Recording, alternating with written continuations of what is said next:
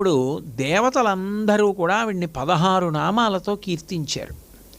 బ్రహ్మాండ పురాణంలో వ్యాసుల వారు మాట్లాడుతూ ఈ 16 నామాల్ని ఒక్కసారి స్మరించిన, ఈ 16 నామాలు ఒకసారి పలికిన దాని చేత శ్యామలాదేవి యొక్క అనుగ్రహం కలుగుతుంది. ఇవి 16 నామాలు కూడా పరమశక్తివంతములు కాబట్టి వీటి గురించి విన్నా చాలు, చాలా చక్కటి బుద్ధి కలుగుతుంది. చక్కటి బుద్ధి అన్న మాటకు అర్థం ఏమిటి అంటే, బుద్ధి అంటే నిర్ణయం చేసేటటువంటిది.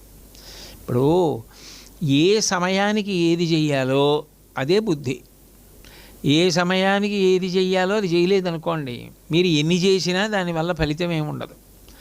మీరు ఏ సమయానికి ఏది చెయ్యాలో అది చెయ్యగలిగారనుకోండి, మీకు కీర్తి వస్తుంది. బుద్ధి వక్రించింది అంటారు. బుద్ధి వక్రించింది అంటే ఆ సమయానికి